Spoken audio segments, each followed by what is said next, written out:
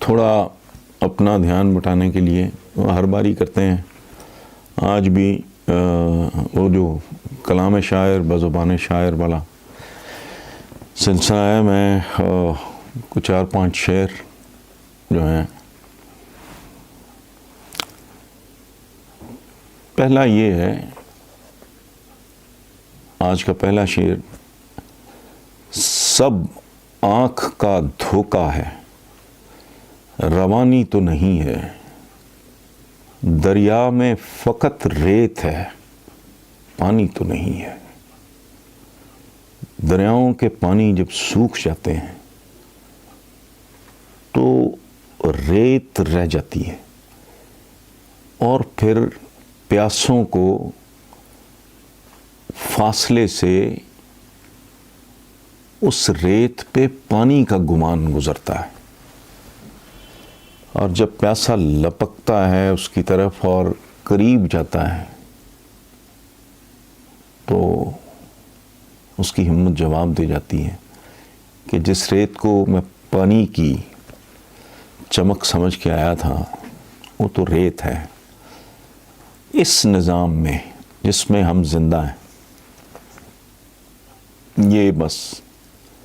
یہ ایسا ہی ہے کہ سب آنکھ کا دھوکا ہے، روانی تو نہیں ہے، دریا میں فقط ریت ہے، پانی تو نہیں ہے. دوسرا شعر ہے آج کا. یہ ہمارا روزمرہ کا زندگی میں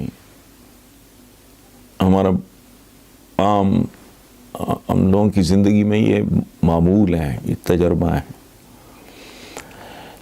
بہت زیادہ محبت اجاڑ دیتی ہے، بہت زیادہ محبت اجاڑ دیتی ہے، توقع سارے تعلق بگاڑ دیتی ہے. زندگی میں اعتدال، ہمارے آقا کا حکم ہے کہ عبادت میں بھی میانہ روی اور اعتدال. یہ زندگی کے ہر معاملے میں اگر عبادت کے بارے میں اعتدال کا حکم ہے، میانہ روی کا حکم ہے، تو پھر اس کا مطلب ہوا کہ زندگی کے ہر شعبے میں محبت بھی اعتدال اور میانہ روی کے ساتھ. کیونکہ اس میں جو وحشت اور جنون کا ایلیمنٹ آ جاتا ہے تو ہوتا یہ ہے کہ توقعات کا گراف آسمان پہ چلا جاتا ہے، اور آپ کے مقابل بہرحال انسان ہے. وہ ممکن نہیں کہ آپ کی ہر توقع پہ پورا اتر سکے، اور جب وہ نہیں اترتا، وہ کوئی بھلے پولیٹیکل پارٹی ہو، وہ کوئی انڈیویجول ہو، وہ آپ کا محبوب ہو، وہ آپ کا بیٹا ہو، وہ آپ کا ایون اسپاؤس، شریک حیات سے بڑھ کے تو کوئی نہیں ہوتا زندگی میں. ٹھیک ہے، ماں باپ ایک ایکسیپشن ہے، ان کی دنیا بالکل ہی علیحدہ ہوتی ہے، تو ان کے لیے تو حکم بھی اور ہے، معاملہ بھی اور ہے. لیکن ایک حد سے زیادہ توقع زندگی میں میرا نہیں خیال کہ رکھیں، ضرور رکھیں، لیکن ایک خاص حد سے وہ تجاوز کرے گی تو الٹیمیٹلی آپ گھائل ہو گئے، آپ کو زخم آئے گا، آپ لیٹ ڈاؤن محسوس کرو گے. سو محبتوں میں بھی اعتدال اور احتیاط کا دامن جو ہے وہ تھامے رکھنا چاہیے.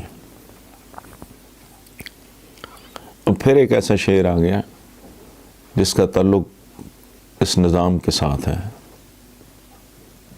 جس میں تو عمر کا بیشتر حصہ گزار چکا. اللہ نہ کرے کہ ہماری اولادوں کے لیے بھی صورتحال ایسی رہے اور اس میں کوئی تبدیلی نہ آئے. شعر کیا ہے کہ لوگوں کا قتل عام کیا جانا چاہیے، لوگوں کا قتل عام کیا جانا چاہیے،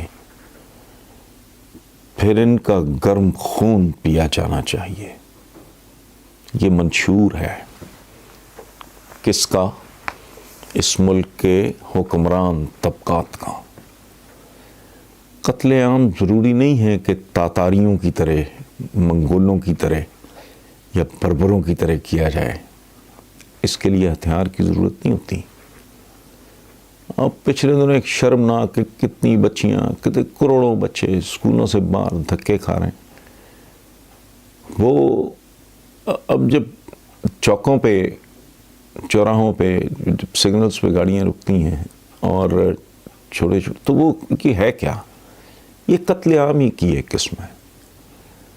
جب جعلی دوائیں بکتی ہیں، ابھی ریسنٹلی ایک واقعہ ہوا ہے 3-4 دن پہلے، میں نے اس پہ کالم بھی لکھا ہے۔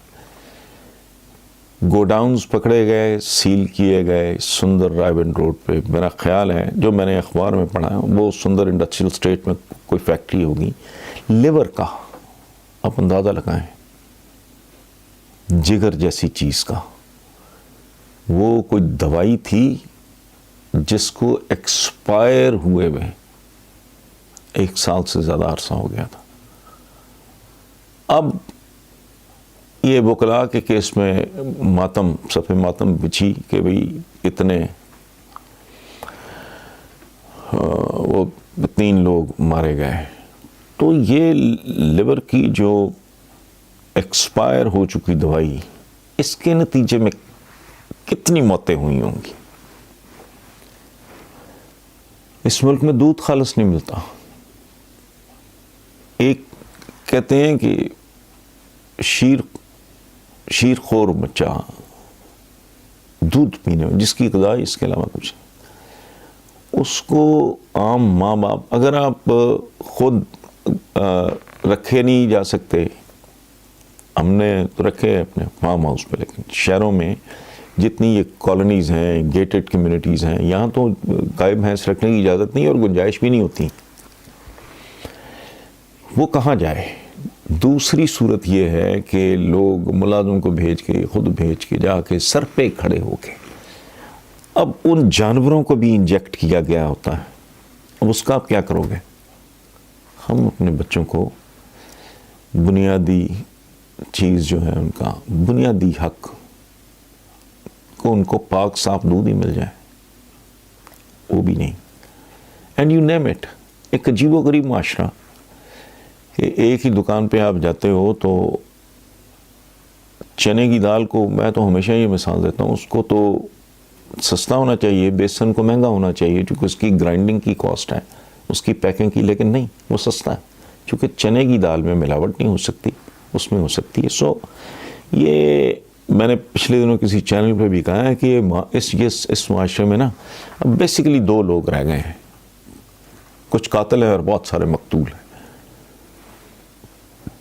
سو اس کو آپ طنز کہہ لیں، اس کو آپ تانا کہہ لیں، اس کو آپ مرثیہ کہہ لیں، اس کو آپ جو چاہیں کہہ لیں۔ اور آخری شعر آج کا، جا کر کبھی آیا نہ وہ، رستے ترستے رہ گئے۔ جو لوگ ہم سے بچھڑ جاتے ہیں زندگی میں، کچھ اللہ کو اور کچھ فاصلوں کو پیارے ہو جاتے ہیں، تو بندہ زندگی بھر شعوری یا لاشعوری طور پہ ان کے رستے تکتا رہتا ہے، لیکن ظاہر ہے وہ کبھی لوٹ کے نہیں آتے۔ Thank you.